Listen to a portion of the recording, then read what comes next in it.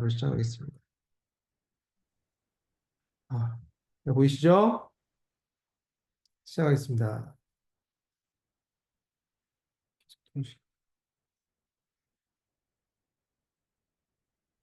오늘 21번째 시간입니다. 21번째 시간이고요.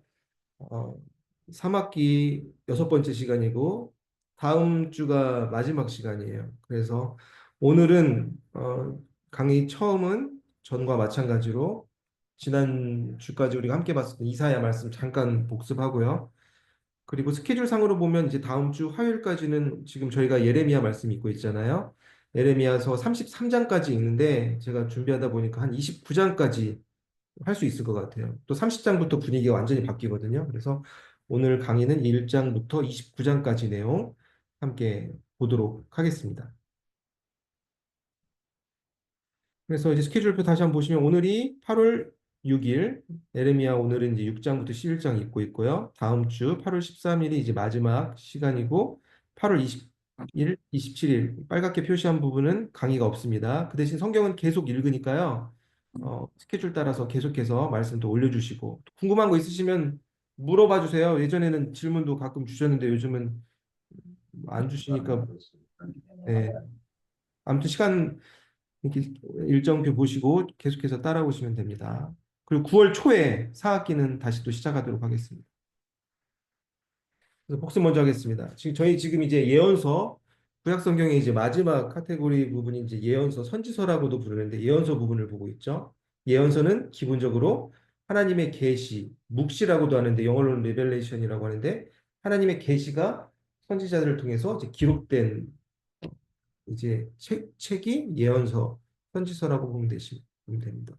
우리가 지난주에 봤던 이사야서 30장 말씀 보면은 이제 하나님께서 이사야 선지자에게 이 하나님의 계시를 기록하라고 명령하시는 장면이 있잖아요. 그래서 그 전에는 뭐 엘리야라든가 엘리사라든가 수많은 선지자들이 있었지만 하나님께서 특정 선지자들에게 이제 기록하라고 명령하시는 것들이 예언서에 담겨져 있다. 그 이사야는 하나님의 계시를 처음 기록한 선지자고 하나님의 명령에 순종한 사람이었다라고 우리가 함께 배웠습니다. 그래서 이사야서 주제를 보면은 뭐 여러 가지로 뭐 많은 부분을 우리가 생각할 수 있는데요. 간단하게 보면은 하나님께서 이루시는 구원을 보라. 이제 이사야를 통해서 하나님께서 말씀해 주셨고 또 중간중간에 많이 나왔던 게 신약 성경에서도 이사야가 저희가 굉장히 많이 인용되잖아요. 예수님께서도 말씀하시고 오실 메시아 예수 그리스도에 대한 예언이 이사야에 굉장히 많이 담겨져 있다. 하나님께서 확실히 말씀해 주셨죠. 너희는 내 것이다. 일어나라, 빛을 발하라. 내 빛이 네 위에 임하였고 막 그런 희망의 말. 그때가 이르면은 하나님께서 다 이루어 주실 것이다. 그 구원의 날에 대한 그런 예언들이 이사야서 후반부에 쭉 있어서 1장부터 66장까지 우리가 함께 보았습니다. 그래서 구약성경 39권 중에서 우리가 율법서 다 봤고 역사서도 다 봤고 시가서, 지혜서도 다 봤고 저희가 이제 예언서 보고 있는데 이사야 말씀 받고 이제 두 번째로 이제 예레미야서를 오늘 함께 보도록 하겠습니다. 그래서 예언서를 뭐 흔히 뭐 대선지서, 소선지서로 나누는데요. 사람이 크고 작아서 대선지서, 소선지서로 나누는 게 아니라 양을 그 책의 양에 따라서 이렇게 나눈다라고 말씀드렸는데 크게는 예언서 중에서 네 개, 이사야서, 예레미야서, 에스겔서, 다니엘서를 이제 대선지서로 나눕니다. 그 이유는 양이 많으니까. 이사야서가 제일 많아요. 66장. 성경 권수랑 똑같다고 했죠. 66권이랑 똑같아서 외우기가 쉽고 이사야서는 66장으로 되어 있고 에레미야는 52장, 에스겔서는 42장, 다니엘서는 12장으로 이렇게 많이 되어 있는 것들을 대선지서로 이렇게 분류한다. 이 그림 뭐 보신 분들도 있는데요. 오른쪽에 보시면 써 있죠. 제레미야 라멘팅 더 디스트럭션 오브 제루살렘. 이걸 뭐 렘브란트가 그린 그림이라고 합니다. 아시는 분도 있을 것 같은데 에레미야를 이제 그린 거예요. 상상하면서 성경에서. 이게 지금 에레미야가 동굴 안에 있죠? 저 왼쪽 보면 막 불타고 있잖아요. 예루살렘, 유다가 이제 불타고 하나님의 심판받아서 이렇게 망하고 있는 모습을 보면서 슬퍼하고 힘들어하면서 생각에 잠긴 모습을 이렇게 표현한 겁니다. 이 이미지가 어떻게 보면 에레미야서에 잘 녹아져 있다고 볼 수가 있습니다. 아무도 없잖아요. 혼자서 외롭게 이렇게 있는 에레미야서. 예레미야서를 함께 보도록 하겠습니다. 예레미야가 활동했던 시절을 보면은 이제 이스라엘이 남왕국, 북왕국으로 이렇게 쪼개져 있을 때 이사야 먼저 기억해 보겠습니다. 이사야는 언제부터 언제까지였죠? 이사야를 생각해 보면 기억나는 왕이 중간에 30장 있었던 히스기야 왕 기억나시죠? 우시야 왕부터 히스기야 왕까지 남왕조 10번에서 13번까지 이 네 왕조 때 한 60여 년 동안 이사야가 활동을 했었고 그 이후에 일어난 게 이제 예레미야 선지자 일입니다. 예레미야 선지자는 요시야 왕 이때 16번째. 그러니까 예레미야가 활동했을 때는 북왕국이 망하고 나서예요. 이사야가 활동했을 때는 북왕국이 막 망할까 말까 이제 그런 아수르에서 이제 망하는 그런 시기였고 에레미야가 활동했던 시기는 요시야 왕 때부터 이 시드기야 왕까지 남왕국 이제 멸망할 때까지 한 5명의 왕들이 있는데 이제 북왕국이 망하고 남왕국이 망하는 순간에 이제 활동했던 선지자다라고 보시면 됩니다. 이사야는 위고 에레미야가 뒤다. 예레미야가 읽기가 쉽지가 않아요. 여러 가지 이유가 있는데 일단 뭐 그 중에 하나가 어렵게 느껴진 이유가 이게 시간의 흐름이 뒤죽박죽이에요. 이게 1장부터 이렇게 순서대로 되어 있는 게 아니라 이게 주제별로 묶여 있기 때문에 이게 어떻게 보면은 순서별로 이렇게 쫙 안 들어와서 좀 어렵게 느껴지는 부분이 있을 수 있고요. 이런 책들이 대표적으로 이제 마태복음이 그렇죠. 마태복음 보면은 마태복음 5장부터 7장까지는 산상수훈 나오잖아요. 8장부터 9장까지는 기적이 나오고 10장부터 13장까지는 이제 천국에 대한 비유들이 나오는데 이게 주제별로 묶여져 있기 때문에 그걸 이제 고려하시면서 읽으면 조금 도움이 됩니다. 이게 시간 순서가 아니다. 이렇게 시간 순서대로 되어 있는 건 아니다. 이사야는 이름의 뜻이 뭐였죠? 야가 하나님이고 이사가 구원이라고 해서 여호와는 구원이시다라는 의미를 가지고 있었는데 에레미야도 야자가 들어가잖아요. 야는 여호와 하나님인데 하나님께서 높이신다 아니면 하나님께서 던지신다 이제 그런 두 가지 의미를 가지고 있다고 합니다. 그래서 여호와께서는 뭐 에레미야를 높이시고 예루살렘 남유다를 뭐 던지신다 이제 그렇게 해석하는 분들도 있어요. 이름에 그런 뜻이 담겨져 있다라고 보시면 됩니다. 예레미야는 총 52장으로 되어 있습니다. 52장으로 되어 있는데 이사야서랑 구조가 되게 비슷해요. 이사야서의 구조를 우리가 기억해 보면 뭐 다 기억 못 하시겠지만 하나님의 계시랑 현실 이야기가 이제 왔다 갔다 했었잖아요. 하나님의 계시를 쭉 얘기하다가 또 현실로 돌아와서 이사야가 소명받는 장면 나오고 하다가 또 열방 나라들이 다 이제 멸망받는 그런 계시 나오고 또 현실로 나오고 그렇게 좀 왔다 갔다 하는 구조가 있는데 에레미야도 비슷해요.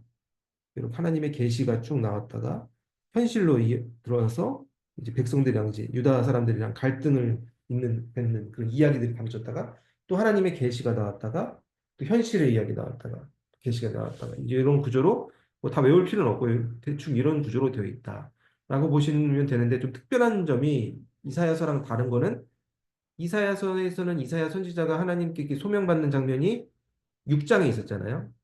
기억나시죠? 거룩 거룩하다 하니까 천사들이 와가지고 이사야 입술에 숯불을 대가지고 네 죄가 사해졌니라 하면서 제가 여기 있습니다. Here I am 이렇게 외치는 장면이 중간에 껴져 있었는데 에레미야서는 에레미야가 이제 소명받는 장면으로부터 시작합니다. 1장부터 시작합니다.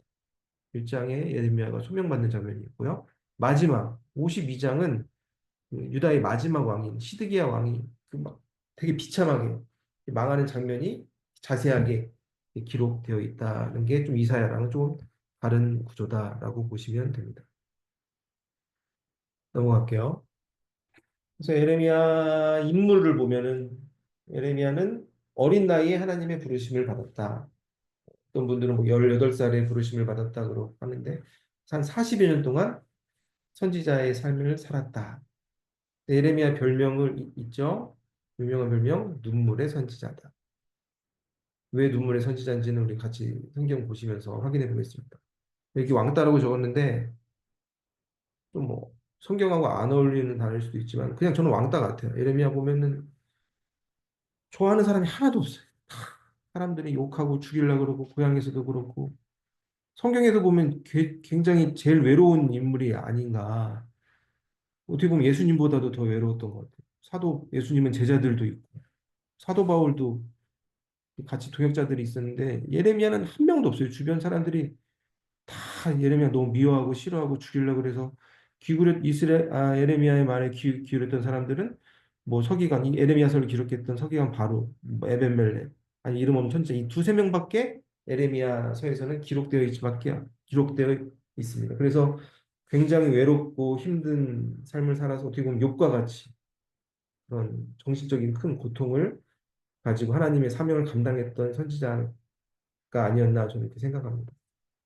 예레미야서의 주제를 보시면은 남유다 왕국에 대한 하나님의 심판의 메시지들이 쭉 나오고, 근데 거기 심판에서 끝나지 않고 하나님 주신 새로운 언약이 있습니다. 또 회복의 소망이 담겨져 있어서 이사야서랑 비슷하다고 볼 수 있어요. 하나님 심판에서 끝나는 게 아니라 회복을 약속해 주시는 그런 소망이 담겨져 있는데, 에레미야의 일기장이라고 제가 표현했는데 이사야서랑 가장 큰 특징을 뭐냐고 이제 보면은 비교해서 보면은 이사야서를 보시면은 이사야 그 개인의 삶에 대한 이야기들이 거의 없거든요. 그냥 하나님의 말씀을 받아서 이렇게 전달한 그 그렇게 좀 이렇게 공적인 삶에 대한 이야기들이 많이 펼쳐져 있다고 볼 수 있는데 그냥 선지자로서 에레미야서를 보시면은 개인적으로 이제 하나님과 대화하는 구절들이 굉장히 많이 나와요. 같이 보시면 볼 수 있지만 사람들이 막 미워하고 죽이려고 그래서 하나님 앞에서 막 힘들다고 이렇게 하소연하면은 하나님께서 막 위로해 주시는 장면. 그래서 어떻게 보면 에레미야의 일기장과 같은 그런 느낌도 우리가 볼 수 있다. 성경을 읽으면서 그렇게 보시면 됩니다. 에레미야의 배경은 아까 말씀드렸다시피 남유다 왕국의 요시야 왕 때부터 시드기야 왕까지다. 요시야 왕은 종교개혁했던 유명한 왕이죠. 다 그 자녀들이고 막 그럽니다. 여호와긴, 여호와긴인데 이름 다 외울 필요 없습니다. 시드기야는 외울 필요가 있죠. 마지막 왕이니까. 그래서 이제 1장부터 또 중요한 부분 함께 쭉 천천히 한번 보시겠습니다. 1장을 보시면 이제 에레미야가 소명받는 장면이에요. 이사야서 6장을 한번 기억하면서 우리가 한번 예레미야는 어떻게 하나님께 소명받는지 우리가 한번 함께 같이 읽어 보시겠습니다. 1장 5절부터 9절까지입니다. 내가 너를 모태에 짓기 전에 너를 알았고 내가 배에서 나오기 전에 너를 성별하였고 너를 여러 나라의 선지자로 세웠노라 하시기로 내가 이르되 슬프도소이다 주 여호와여 보소서 나는 아이라 말할 줄을 알지 못하나이다 하니 여호와께서 내게 이르시되 너는 아이라 말하지 말고 내가 너를 누구에게 보내든지 너는 가며 내가 내게 무엇을 명령하든지 너는 말할지니라 너는 그들 때문에 두려워하지 말라 내가 너와 함께하여 너를 구원하리라 나 여호와의 말이니라 하시고 여호와께서 그의 손을 내밀어 내 입에 대시며 여호와께서 내게 이르시되 보라 내가 내 말을 내 입에 두었노라 아멘. 아주 감동적인 장면이죠. 이사야가 소명받는 거랑 이제 소명받을 때랑 비슷한 장면들이 많이 나와요. 이사야도 이제 하나님을 처음에 보고 나서 어떻게 얘기했습니까? 화로다, 내가 이제 죽게 되었습니다. 내가 입술이 부정한 사람인데 죽게 된 하나님 만나고도 기뻐하지 않고 이게 슬퍼했잖아요. 괴로워하고. 에레미야도 그렇죠. 에레미야를 이제 선지자로 불렀다고 이제 하나님께서 말씀하셨는데 슬프도소이다. 저는 아이라 말할 줄을 알지 못합니다. 제가 이렇게 선지자 사명을 감당할 수 없는 그런 나약한 사람입니다. 이렇게 얘기했는데 하나님께서 에레미야에게 이렇게 확신하게 말씀해 주시죠. 내가 무엇을 명령하든지 너는 그걸 말하고 두려워하지 말라. 내가 너와 함께 할 것이다. 그러면서 하나님의 손을 그 입에 대시는 장면이 구절에 나와요. 이사야도 천사들, 스랍들이 그 숯불을 가지고 이사야 입술에 딱 대가지고 그 부정한 입술이 정해지잖아요. 그거와 비슷하게 예레미야도 그 두려워하고 있는 예레미야에게 하나님께서 그의 손을 내밀어서 입술에 대시며 약속해 주십니다.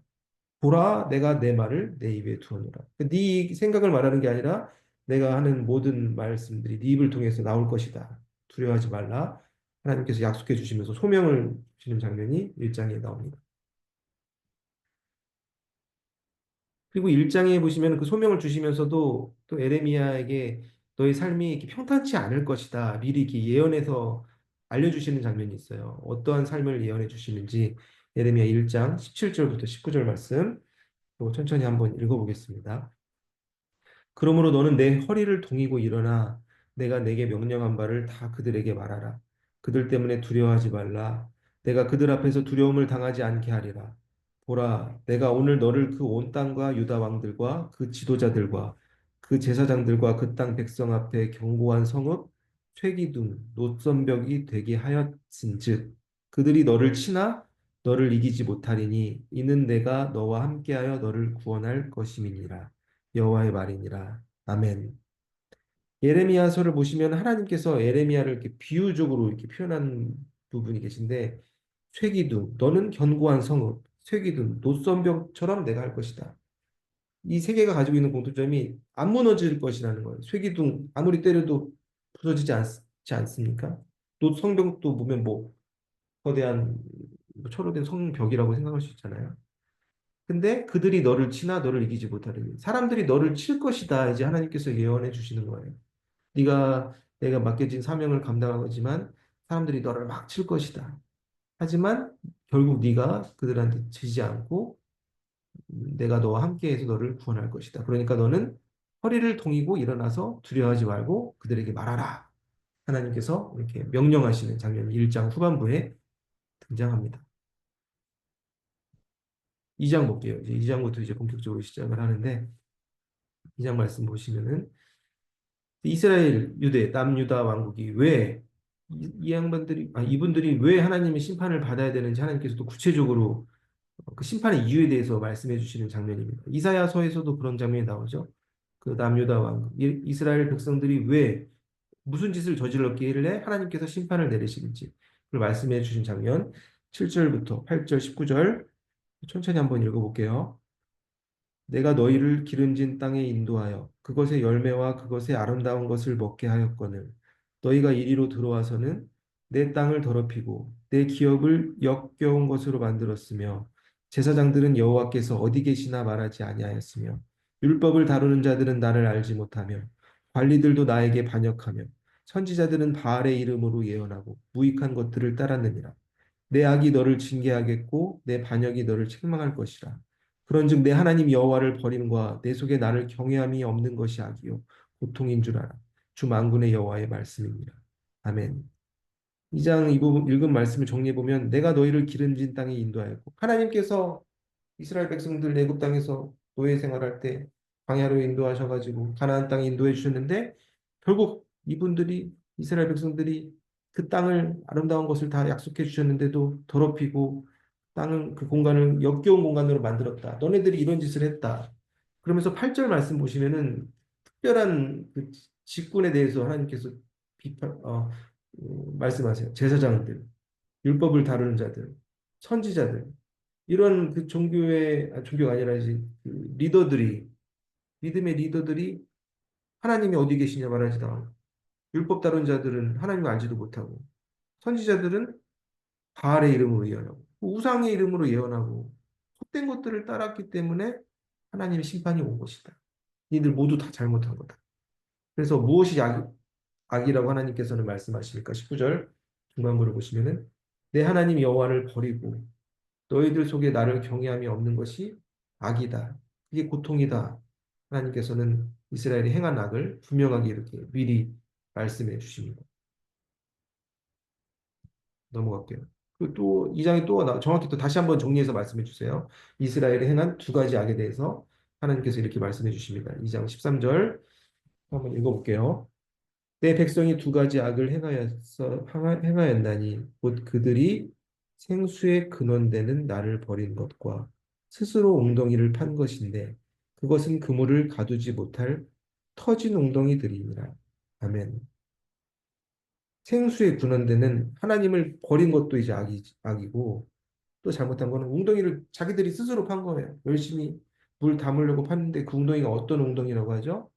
물을 아무리 담아도 그게 담겨지지 않는 터질 웅덩이 잘못 판 거, 실수한 것도 악이다. 하나님 생수 그런 데는 하나님 버린 것도 악이고 잘못 구덩이 판 것도 악이다. 이 두 가지 악을 이스라엘이 행했다. 하나님께서는 말씀하십니다. 생수의 근원이라는 표현은 굉장히 많이 나오죠. 신약성경에서도 계속해서 나오고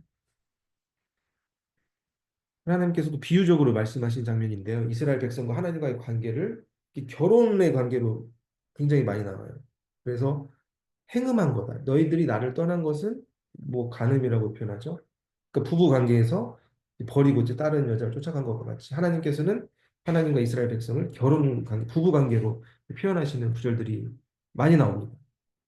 예레미야서 3장 6절, 14절, 20절 말씀 어떻게 표현하셨는지 천천히 한번 같이 읽어볼게요. 요시야 왕 때 여호와께서 또 내게 이르시되 너는 배역한 이스라엘이 행한 바를 보았느냐? 그가 모든 높은 산에 오르며 모든 푸른 나무 아래로 가서 거기서 행음하였도다. 여호와의 말씀이니라. 배역한 자식들아 돌아오라. 나는 너희 남편임이라.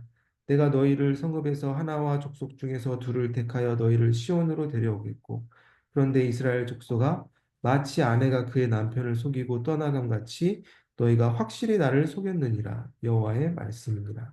아멘. 3장을 보시면은 이제 그 시간대를 분명히 얘기하죠. 요시야 왕 때 하나님께서 나에게 말씀하셨다. 요시야 왕 때에 뭐라고 말씀하셨습니까? 너는 배역한 이스라엘의 행한 말을 보았느냐? 이스라엘, 배역한 이스라엘, 북왕국 얘기하는 겁니다. 이스라엘 왕국. 북왕국이 뭘 했죠? 그 막 황소 가지고 그들이 너를 구원했다. 이스라엘, 예루살렘으로 사람들 내려가서 예배드릴까 봐 우상 섬기고 했잖아요. 그들이 배역해가지고 결국 아수르에 의해서 먼저 멸망한 시점입니다. 근데 그들의 행한 일을 행음한 것이라고 표현하잖아요. 간음. 그들이 그렇게 우상 섬겨서 간음해가지고 망하는 것을 너희들이 받지 않느냐. 그러면서 나는 너희들의 남편인 것을 잊지 마라. 그런데 이스라엘 족속 너희들이 마치 아내가 남편 속이고 다른 곳 간 것처럼 확실히 너희들이 나를 속였다. 하나님께서 그렇게 표현하십니다. 이스라엘이 행한 잘못된 부분을 간음이라고 표현하시죠. 4장 볼게요. 4장에서는 이제 하나님의 심판이 내릴 것이니까 무서운 하나님의 심판이 곧 올 것이니까 너희는 이제 도망가라. 하나님께서 미리 말씀해 주신 장면입니다. 그리고 19절 보시면은 그 하나님의 심판의 메시지를 듣고 예레미야가 굉장히 이제 고통스러워하는 장면이 있거든요. 그 장면 한번 같이 읽어볼게요. 예레미야 4장 6절, 19절, 20절 말씀 읽겠습니다. 시온을 향하여 깃발을 세우라. 도피하라. 지체하지 말라.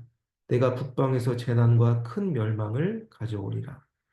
슬프고 아프다. 내 마음속이 아프고 내 마음이 답답하여 잠잠할 수 없으니 이는 나의 심령이 나팔 소리와 전쟁의 경보를 들음이로다. 내 백성은 나를 알지 못하는 어리석은 자여 지각이 없는 미련한 자식이라. 악을 행하기에는 지각이 있으나 성을 해하기에는 무지하도다. 아멘. 6절은 이제 하나님의 말씀이 명령인 거예요. 깃발을 세우고 도피하고 빨리 도망가라. 왜? 북방에서 이제 북쪽에서부터 이제 막 적국이 오니까 재난과 큰 멸망이 올 거니까 전쟁이 시간이 올 거니까 얼른 도망가라. 그러한 명령을 듣고 19절은 예레미야가 반응하는 거예요. 마음속으로. 뭐라고 얘기합니까? 내가 전쟁의 소리, 나팔 소리, 전쟁의 경보 들으니까 너무 슬프고 마음속이 아프고 마음이 답답해서 내가 잠잠할 수가 없다. 이거는 예레미야의 마음이에요. 하나님의 심판이 온다고 하니까. 그러면서 22절은 하나님이 다시 말씀하시죠. 백성들이 악을 행하기에는 지각이 있으나 성을 행하기에는 무지하다. 그 잔머리만 막 써가지고 맨날 나쁜 짓만 하고 선을 행하는 것. 하나님의 길을 걸어가는 것은 아무것도 모른다. 조상들이 통해서 하나님께서 그렇게 역사해 주시고 있는데 다 잊어버리고 우상 섬기는 그런 미련한 삶을 살아가서 그들에게 이제 전쟁의 시간이 임할 것이다. 하나님께서는 말씀해 주십니다. 5장 말씀 보시면은 이런 말씀도 해주세요. 한 사람이라도 찾으면 내가 너희를 보호해 줄 것이다. 근데 이 구절은 창세기 말씀 18절 보시면은 그 소돔과 고모라 때 그 아브라함이 하셨던 하나님의 약속이랑 비슷한 부분입니다. 어떻게 비슷한지 한번 읽어볼게요. 예레미야 5장 1절부터 읽어보겠습니다. 너희는 예루살렘 거리로 빨리 다니며 그 넓은 거리에서 찾아보고 알라. 너희가 만일 정의를 행하며 진리를 구하는 자를 한 사람이라도 찾으면 내가 이 성읍을 용서하리라. 아멘. 근데 전 이거 보면서 또 한 명, 예레미야는 한 사람은 그래도 진리를 구하는 사람 아니었나. 근데 예레미야 빼고 얘기했던 것 같아요. 예레미야 빼고 한 명이라도 있으면은 용서해 줄 것이다 약속해 주셨는데 한 명도 없었다는 거죠. 그만큼 전체가 나라가 썩었다. 창세기 18장 보시면은 또 아브라함에게 하나님이 약속하신 장면이랑 비슷하잖아요. 내가 신명으로 말미암아 멸하지 아니하리라. 이런 장면이 있었다는 거. 참고로 같이 보았습니다. 넘어갈게요.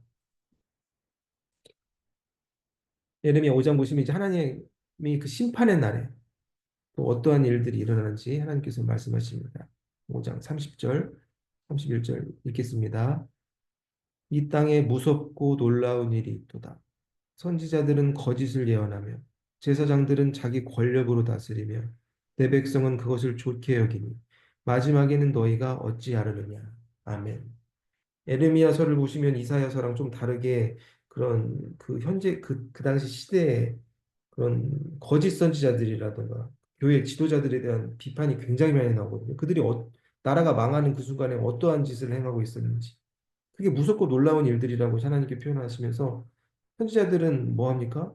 거짓을 예언하고 잘못된 거를 예언한 장면이 계속 나오잖아요. 우리가 이따 볼 뭐 하나냐도 그렇고 분명히 이제 바벨론에서 망한다는 하나님 메시지가 들렸음에도 불구하고 안 망할 거다. 2년 안에 우리가 회복할 거다. 그런 거짓을 예언하는 사람들이 많았고 제사장들, 목사님들이라고 볼 수 있죠. 그런 분들이 권력으로 다스리고 근데 이렇게 거짓 예언하고 권력으로 다스려도 그 백성들은 그것을 어떻게 여겼습니까? 좋게 여겼다. 그러니까 바보다, 바보다, 바보.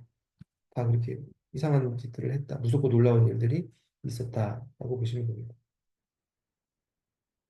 그리고 그들이 하나님 말씀을 어떻게 대했는지 예레미 6장에 나오는데요. 한번 또 읽어볼게요. 6장 10절, 11절 읽겠습니다.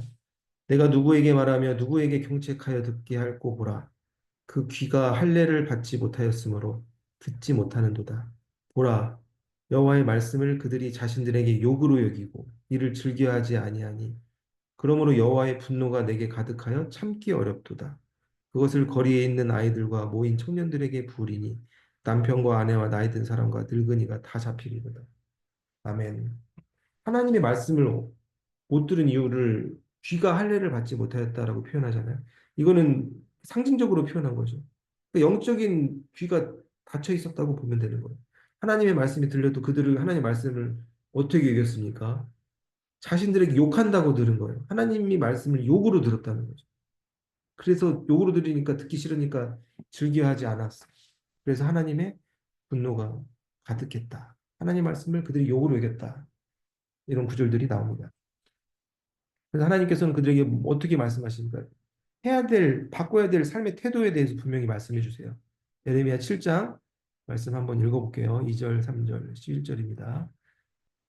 너는 여호와의 집 문에 서서 이 말을 선포하여 이르기를 여호와께 예배하러 이 문으로 들어가는 유다 사람들아 여호와의 말씀을 들으라. 만군의 여호와의 이스라엘의 하나님께서 이와 같이 말씀하시되 너희 길과 행위를 바르게 하라. 그리하면 내가 너희로 이곳에 살게 하리라. 내 이름으로 일컬음을 받는 이 집이 너희 눈에는 도둑의 소굴로 보이느냐? 보라, 나 곧 내가 그것을 보았노라. 여호와의 말씀이니라. 아멘. 우리에게 익숙한 구절도 나오죠, 여기. 그러니까 하나님께서 에레미야에게 또 어디 장소에 서서 예언하라 말씀하시는데 여호와의 집 문에 서서 내가 지금 너한테 하는 말을 예배드리러 오는 사람들에게 전해라라고 말씀하시면서 뭐라고 말합니까? 주일날 예를 들어서 우리가 상상해 보면 문 앞에서 사람들이 인사하잖아요. 본당 앞에서 거기 서서 얘기하라는 거예요. 너네 길이나 행위나 똑바로 해라. 그러니까 뭐 예배 드리러 왔는데 니네 인생을 제대로 똑바로 살아라. 길과 행위를 바르게 하라. 그게 더 중요하다는 거예요. 예배보다. 하나님께서 그거를 전하라고 이제 말씀하십니다. 여기가 도둑의 소굴이냐? 막 이렇게 하나님께서 비판하시죠. 근데 이 도둑의 소굴로 보이느냐 비판하시는 장면이 마태복음 21장에도 나옵니다. 예수님께서 말씀하시는데요. 뭐라고 말씀하셨는지 한번 기억하면서 읽어볼게요. 그들에게 이르시되 기록된 바가 인용할 때 이제 쓰는 표현이죠. 기록된 바. 내 집은 기도하는 집이라 일컬음을 받으리라 하였거늘. 이거는 이사야에게 주셨던 말씀입니다. 너희는 강도의 소굴을 만드는도다 하시니라. 아멘.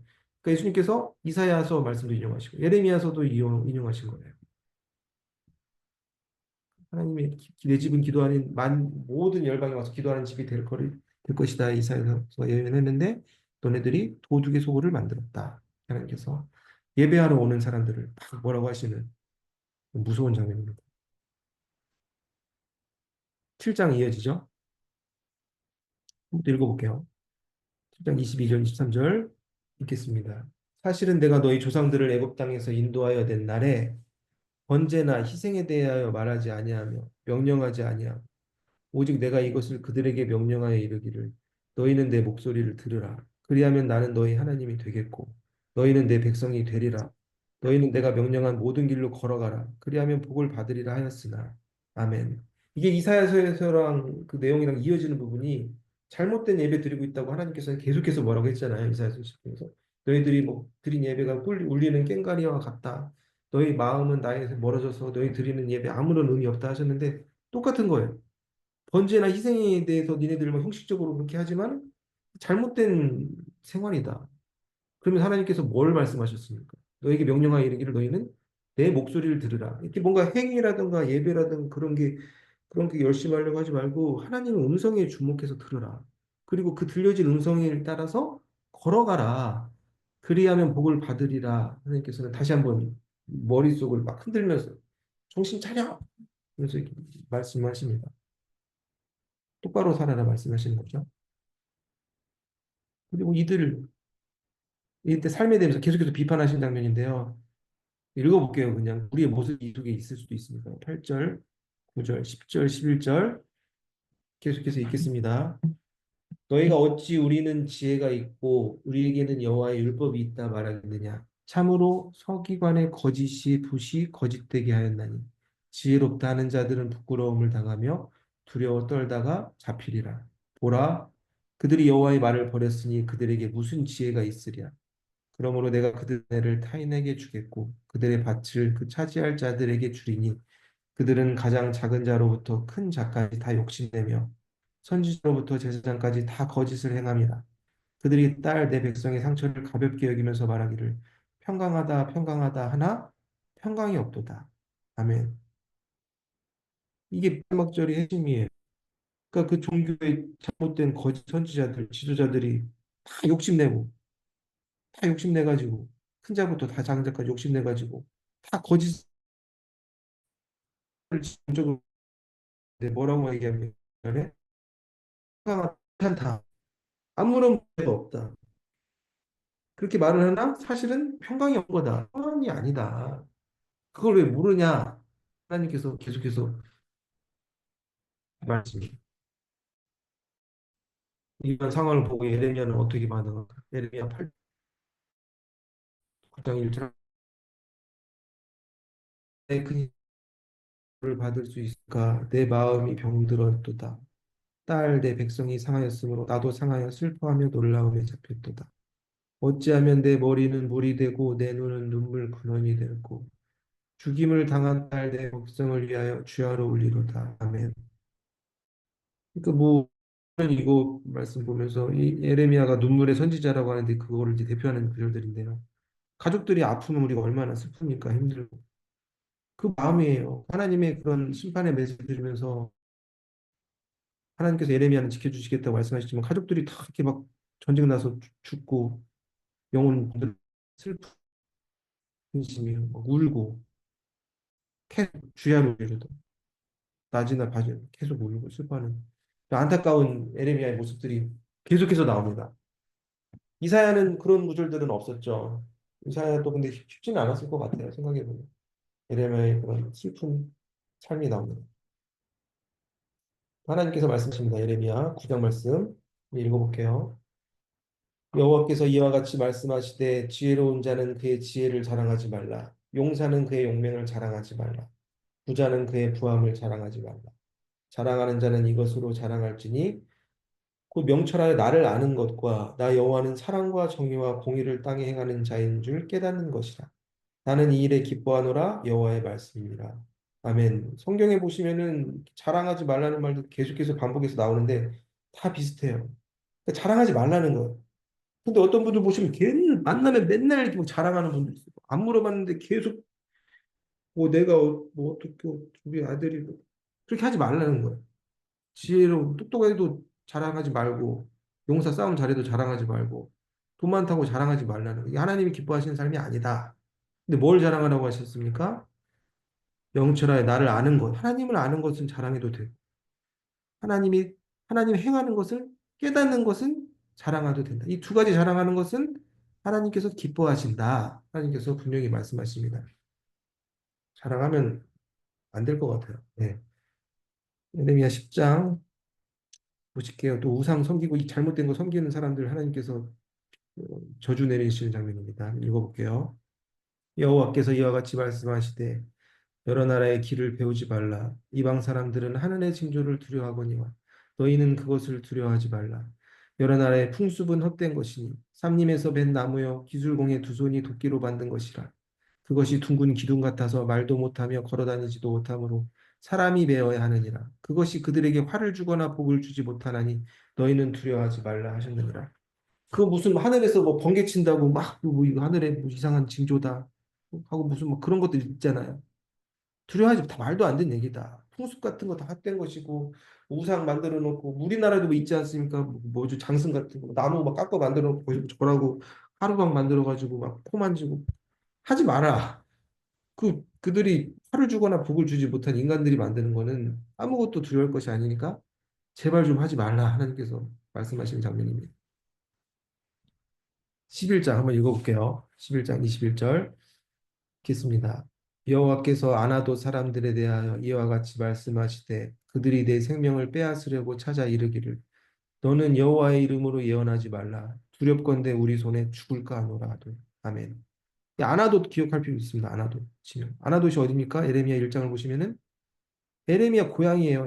아나돗. 고향 사람들이 다 죽이려고 이제 막 생명을 빼앗으려고 하나님의 그 심판의 메시지를 전하니까 막 하나님의 말씀이 욕처럼 여기다가 이제 너무 짜증나니까 이제 죽이려고 달려드는 그러면서 이제 예언하지 말라. 또 계속 예언하면 너 우리 손에 죽는다. 협박하는 거예요. 고향에서 어떻게 보면은 사람들이 이렇게 협박을 당하는 안타까운 모습. 예수님도 그러셨죠. 고향에서 환영받지 못하시죠. 그런 모습들이 나옵니다. 그래서 예수님께서 아니 예수님이 아니죠. 예레미야가 이제 하나님께 물어보는 장면이 있어요. 무엇을 물어보는지 좀 재미있는 건데 한번 읽어볼게요. 12장 말씀 천천히 한번 읽어보겠습니다. 여호와여 내가 주와 변론할 때에는 주께서 의로우시나이다. 그러나 내가 주께 질문하옵나니 악한 자의 길이 형통하며 반역한 자가 다 평안함은 무슨 까닭이니까. 여호와여 주께서 나를 아시고 나를 보시며 내 마음이 주를 향하여 어떠함을 감찰하시오니 양을 잡으려고 끌어냄과 같이 그들을 끌어내시되 죽일 날을 위하여 그들을 구별하옵소서. 만일 5절은 하나님 말씀하신 장면입니다. 만일 내가 보행자와 함께 달려도 피곤하면 어찌 능히 말과 경주하겠느냐.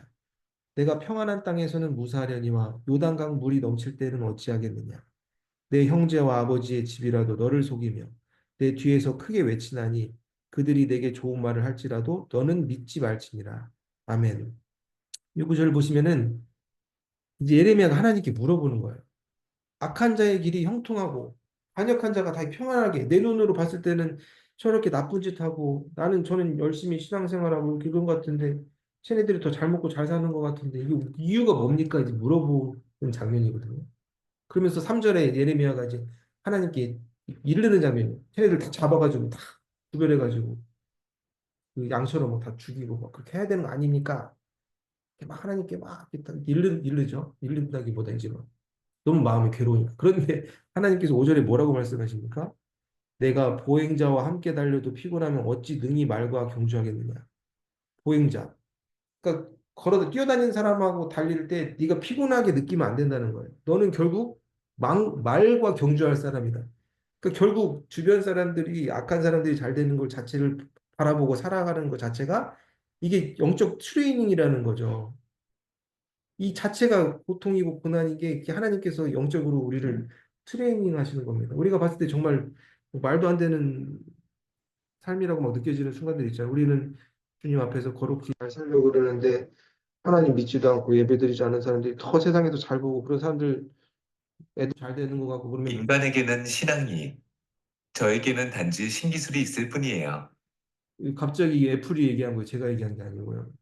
얘기했는데 무슨 말 하려고 그랬지? 그런 사람들 보면 우리 마음이 무너지지 않습니까? 이게 트레이닝이다. 우리는 결국 말과 경주할 사람들이기 때문에 이게 다 영적인 트레이닝이다. 그러면서 아무리 가까운 사람들이라도 너를 속일 있을 수 있으니까 다른 사람들이 하는 그 좋은 말을 그대로 믿지 말라. 하나님 말씀에 귀를 기울여라. 하나님께서는 예레미야에게 말씀하십니다. 그 사람들 보면서 마음 무너지면 안 된다. 정신 똑바로 차려라. 하나님께서 위로해 주시면서 말씀하십니다. 13장 보겠습니다. 또 17절 읽어볼게요. 너희는 들을지어다 귀를 기울일지어다 교만하지 말지어다 여호와께서 말씀하셨습니다. 그가 어둠을 일으키시기 전 너희 발이 어두운 산에 거치기 전 너희 바라는 빛이 사망의 그늘로 변하여 침침한 어둠이 되게 하시기 전에 너희 하나님 여호와께 영광을 돌리라. 너희가 이를 듣지 아니하면 나의 심령이 너희 교만으로 말미암아 은밀한 곳에서 올 것이며 여호와 양떼가 사로잡힘으로 말미암아 눈물을 흘려 통곡하리라. 그러니까 결국 이스라엘 백성들이 교만해서 그런 거예요.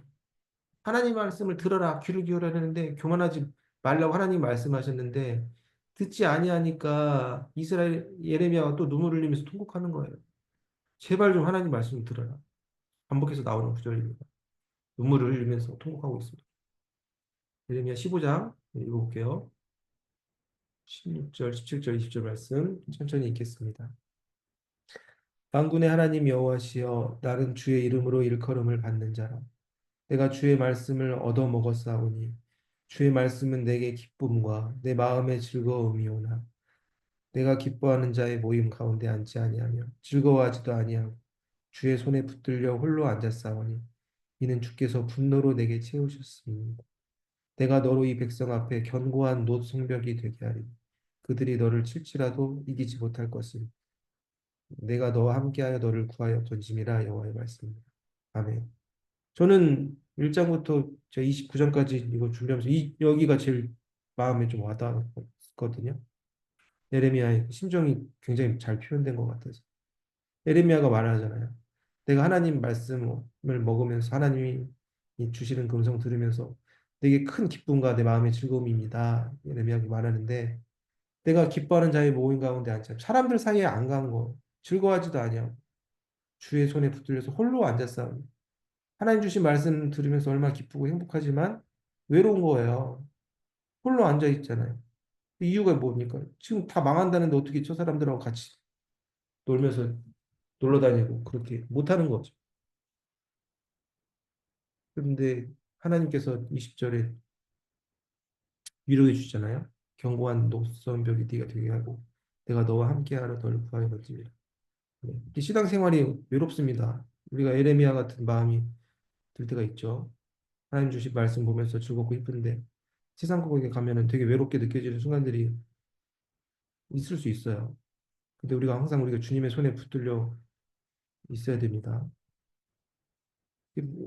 예레미야의 그런 안타까운 삶이 잘 표현되어 있다고 볼 수 있죠. 16장 읽어볼게요. 저 뛰어와서 16장 읽겠습니다. 여호와의 말씀이 또 내게 임하여 이르시되 너는 이 땅에서 아내를 맞이하지 말며 자녀를 두지 말지니라. 그들은 독한 병으로 죽어도 아무도 슬퍼하지 않을 것이며 묻어주지 않아 지면의 분토와 같을 것이며 칼과 기근에 망하고 그 시체는 공중의 새와 땅의 짐승의 밥이 되리라. 아멘. 하나님도 진짜 너무하시죠. 결혼도 하지 말라는 거예요, 예레미야. 바울 생각나죠. 왜 하지 말라고 하십니까? 너 결혼도 하지 말고 애도 낳지 마라. 다 망하고 죽어서 다 비참한 죽음 맞이하고 아무도 슬퍼하지 않을 거니까 결혼하지 말라고 이렇게 좀 안타까운 그 삶으로 예레미야 예언해 주십니다. 그러니까 뭐 꼭 결혼 안 하고 이렇게 사는 삶도 아니 얘기 안 할게요. 잘못 얘기하면 실수할 것 같아요. 17장 볼게요. 17장 읽어보겠습니다. 보라 그들이 내게 이르기를 여호와의 말씀이 어디 있느냐 이제 임하게 할지어다 하나이다. 나는 목자의 직분에서 물러가지 아니하고 주를 따라 싸우며 재앙의 날도 내가 원하지 아니하였으며 주께서 하시는 바라 내 입술에서 나온 것이 주의 목전에 있나이다. 주는 내게 두려움이 되지 마옵소서. 재앙의 날에 주는 나의 피난처 하시니이다. 아멘. 보라 그들이 막 이제 사람들이 얘기하는 거예요. 하나님 말씀 어디 있냐? 빨리 그 하나님 말씀 심판 지금 일어나게 해라. 막 이렇게 막 사람들이 외치는 거죠. 그런데 16절은 예레미야가 말하는 거거든요. 내가 목자의 직분에서 물러나지 않고 하나님이 말씀하시는 거 행하라는 거 다 했습니다, 제가. 그리고 하나님이 내가 내 입술에 나온 하나님 말씀이 주의 목전에 있나이다. 그대로 이제 실현될 것이다. 예레미야의 예언이 이제 그대로 역사 속에서 실현되잖아요. 그러면서 하나님은 나의 피난처십니다. 예레미야가 고백하는 장면입니다. 사람들이 하나님 말씀 어딨냐 이렇게 외쳐드려도 흔들리지 않는 예레미야의 모습이 나옵니다. 18장 읽어볼게요. 그들이 말하기를 오라 우리가 꾀를 내어 예레미야를 치자 제사장에게서 율법이 지혜로운 자에게서 책략이 선지자에게서 말씀이 끊어지지 아니할 것이니 오라 우리가 혀로 그를 치고 그의 어떤 말에도 주의하지 말자 하나이다. 어찌 악으로 선을 갚으리이까마는 그들이 나의 생명을 해하려고 구덩이를 팠나이다. 내가 주의 분노를 그들에게서 돌이키려 하고 주의 앞에 서서 그들을 위하여 유익한 말을 한 것을 기억하옵소서. 아멘. 거꾸로 해볼게요. 제가 하나님 앞에 서서 그들 위해서 얘기했는데 이분들이 어떻게 합니까? 구덩이 파고 나 죽이려고 하고 18절 보시면은 온갖 그 종교 지도자들, 제사장들, 지혜로운 자, 선지자들이 계속 그들이 뭐라고 합니까? 오라 우리가 혀로 그를 치고 그러니까 혀로 막 때린다는 게 아니죠. 말로 한다는 거죠. 말로 얘를 완전히 죽이자 이 말도 안 되는 예언을 전하는 얘를 다 죽이자 하면서 막 구덩이 파면서 죽이려고 하는 그런 안타까운 모습이 18장에 나옵니다. 요거는 이게 멜렉이라고도 하라고 보는데 이 우상에게 자기 자녀들 이제 막 바치는 장면을 그림으로 형상한 건데요. 좀 잔인하지만 이런 이렇게 미친 짓을 했다. 자기 애들을 이게 뜨거운 돈 같은 거거든요. 철이 아니라 그러니까 철을 아니 돌이 아니라 철 같은 거를 막 불로 달구면 뜨거워지잖아요. 그럼 거기다도 막 그러니까 인신 자기 자녀들도 우상에 바치는 미련한 삶을 살았다. 그런 장면들이 나옵니다. 예레미야 19장 한번 읽어볼게요. 또 그들이 바알을 위하여 산당을 건축하고 자기 아들들을 바알에게 번제로 불살라 드렸나니 이는 내가 명령하거나 말하거나 뜻한 바가 아니니라. 그들에게 이르기를 만군의 여호와께서 이와 같이 말씀하시되 사람이 토기장의 그릇을 한번 깨뜨리면 다시 완전하게 할 수 없나니 이와 같이 내가 이 백성과 이 성읍을 무너뜨리리니 도벳에 매장할 자리가 없을 만큼 매장하리라. 아멘. 이사야서를 보시면 그 토기장이 토기 막 그런 비유가 나오잖아요. 비슷한데요. 토기 흙으로 만든 거는 딱 부딪혀주면 깨지면은 아무리 본드를 붙여도 원 상태가 안 되잖아요. 그런 짓들을 하는 거라는 거야. 얘네들이 우상에다가 니네 애들 막 번제로 살고 그들 우상 위에서 막 건축하고 그런 것들은 그런 삶은 마치 깨진 그릇과 같은 삶이다. 완전하게 될 수 없다. 하나님께서 말씀하시죠. 20장 읽어보겠습니다. 임멜의 아들 제사장 바수울은 여호와의 성전의 총감독이라. 그가 예레미야의 일 예언함을 들은지라. 이에 바술이 선지자 예레미야를 때리고 여호와의 성전에 있는 베냐민 문 위층에 목을 씌우는 나무 고랑으로 채워 두었더니 내가 다시는 여호와를 선포하지 아니하며 그의 이름으로 말하지 아니하리라 하면 나의 마음이 불붙는 것 같아서 골수에 사무치니 답답하여 견딜 수 없나이다. 아멘. 제사장, 종교 지도자가 여호와의 성전의 총감독, 교회에서 높은 사람이 예레미야 막 때리고 가둬가지고 나무에다 묶어놓은 거예요 이렇게. 근데 그 갇힌 상태에서도 그러면 저 이제 앞으로 예언 안 하고 나가서 입 닫고 착실하게 하겠습니다 하면은 나올 수 있었지만 예레미야는 내가 그의 이름으로 말하지 아니라 하면 마음이 불붙는 거 불타는 것 같아서 내가 답답해서 견딜 수 없어서 또 나는 말을 해야겠다 이런 그런 안타까운 예레미야의 마음이 표현되어 있습니다. 21장 읽어볼게요. 여호와께서 말씀하시기를 보라 내가 너희 앞에 생명의 길과 사망의 길을 두었노라 너는 이 백성에게 전하라 하셨느니라 이 성읍에 사는 자는 칼과 기근과 전염병에 죽으려니와 너희를 에워싼 갈대아인에게 나가서 항복하는 자는 살 것이나 그의 목숨은 전리품같이 되리라 여호와의 말씀이니라 내가 나의 얼굴을 이 성읍으로 행하면 복을 내리기 위함이 아니요 화를 내리기 위함이라 이 성읍이 바벨론 왕의 손에 넘김이 될 것이요 그는 불사를 줍니다. 결국 남유다가 어디에게 멸망합니까? 바벨론에게 멸망하죠. 갈대아인들이 다 바벨론 사람들 얘기하는 거예요. 그런데 하나님께서 그런 또 옵션을 주셨어요. 생명의 길과 사망의 길을 주셨는데 가서 항복하는 자는 살 거라고 하나님께서 이렇게 말씀해 주셨는데 이것도 안 됩니다. 그래서 결국 비참한 최후를 이렇게 맞이하는 장면을 역사 속에서 나중에 우리가 발견할 수 있습니다.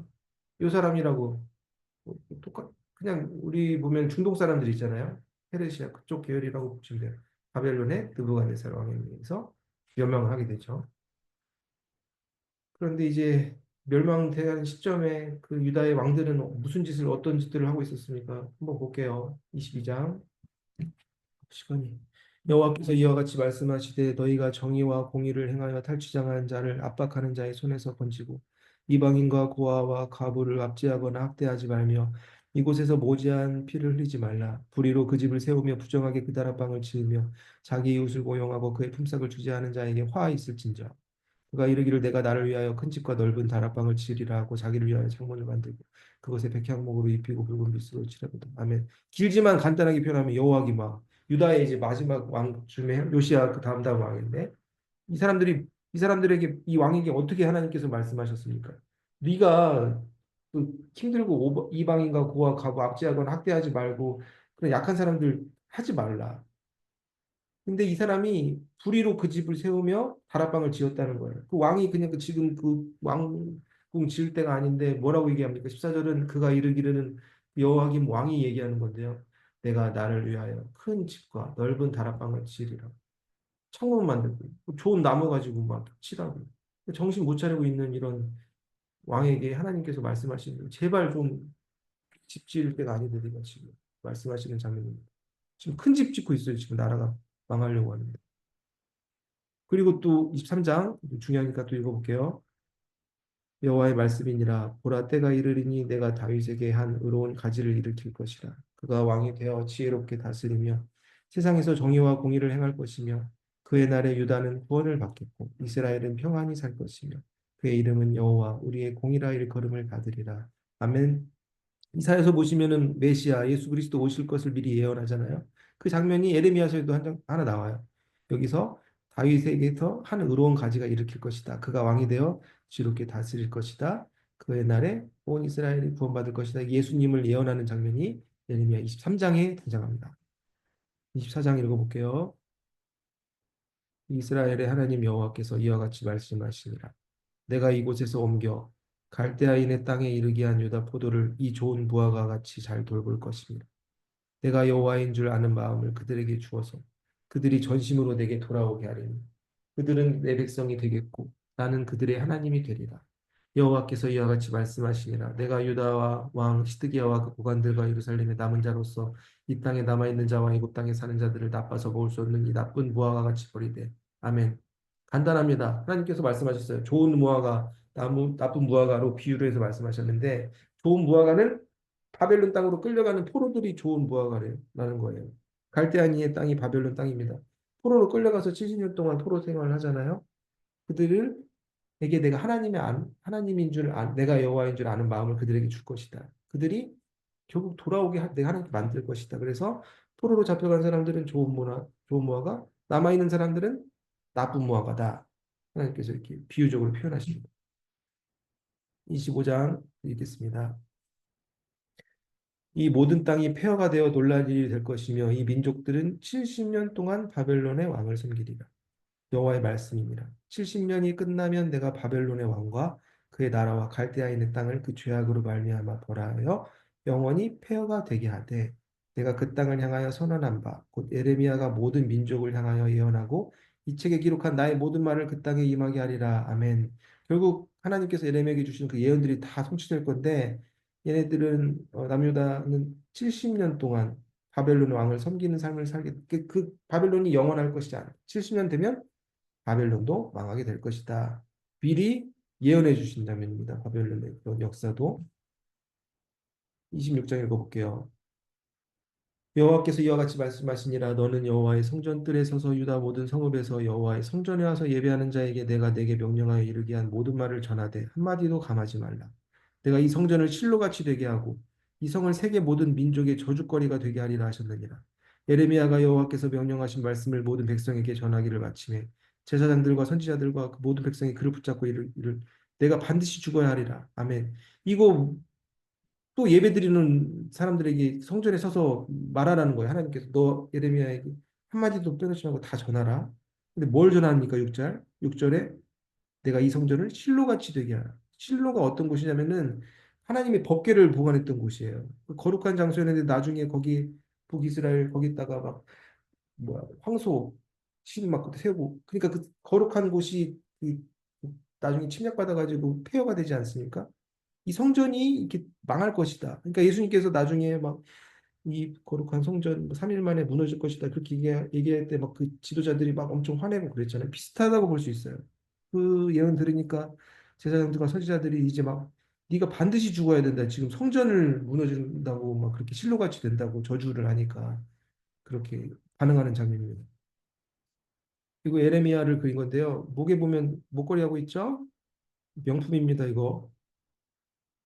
줄이랑 이거 뭐 농담한 건지 아시죠? 이게 이사야도 막 옷 벗고 온몸으로 예언했었잖아요. 에레미야도 그랬어요. 줄과 막 멍에 만들어가지고 목에 걸고 다니고 그랬었죠. 그 장면 한번 읽어볼게요. 여호와께서 이와 같이 내게 말씀하시되 너는 줄과 멍에를 만들어 내 목에 걸고 여호와의 말씀이니라. 바벨론의 왕 느부갓네살을 섬기지 아니하며 그 목으로 바벨론의 왕의 멍에를 매지 않은 백성과 나라는 내가 그들이 멸망하기까지 칼과 기근과 전염병으로 그 민족을 보라. 하나님께서 말씀하시는 거예요. 네 줄과 멍에를 걷어라. 그러니까 진짜 이렇게 목에 멍에 건 것처럼 너희들이 유다 사람들이 바벨론의 그런 멍에 걸린 노예 같은 삶을 살 것이다. 이제 온몸으로 이렇게 예언했습니다. 예레미야 선지자가. 다 못할 것 같은데 해볼게요. 한번 예레미야 28장 읽어볼게요. 선지자 하나냐가 선지자 에레미야의 목에서 몽에를 빼앗아 꺾고 모든 백성 앞에서 하나냐가 말하여 이르되 여호와께서 이와 같이 말씀하시니라 내가 2년 안에 모든 민족의 목에서 바벨론의 왕 느부갓네살 멍에를 이와 같이 꺾어버리라 하셨느니라 하매 선지자 에레미야가 자기의 길을 가니라 선지자 하나냐가 그의 7살 딸에 죽었더라. 선지자 하나냐 나쁜 사람입니다. 거짓 선지자가 에레미야가 그 목걸이 큰 거 하고 다니니까 그걸 빼앗아 가지고 부셨어요. 그러면서 뭐라고 합니까? 2년 안에 우리가 바벨론에서 우리가 괜찮아질 거다. 그러니까 거짓된 잘못된 예언한 거죠. 70년 동안 노예의 삶을 살 거라고 그랬는데 근데 어떻게 됐습니까? 하나냐가 7째 달에 바로 죽습니다. 잘못이에요. 29장 마지막이니까 한번 읽어볼게요. 선지자 에레미야가 예루살렘에서 이같이 편지를 느부갓네살이 예루살렘에서 바벨론으로 끌고 간 포로 중 남아있는 장로들과 제사장들과 선지자들과 모든 백성에게 보내는데 너희는 집을 짓고 거기서 살며 터다트를 만들고 그 열매를 먹어라.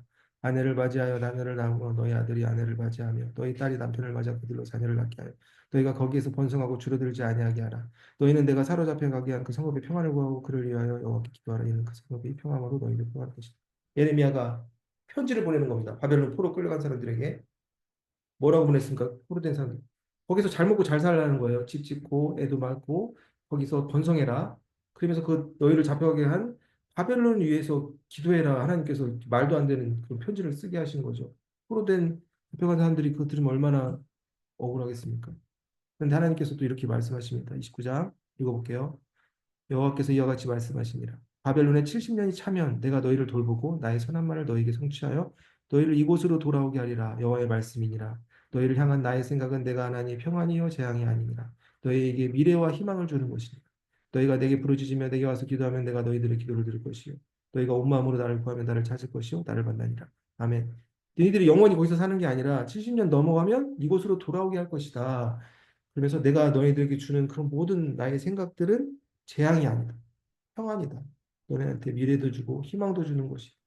너희들이 나를 위해서 기도하면 기도 들으면 내가 너희들을 찾을 것이다. 여기까지 보겠습니다. 여기까지 시간이 69분이니까요. 수고하셨습니다. 우리 권종근 권사님 기도해 주시고 마치도록 하겠습니다.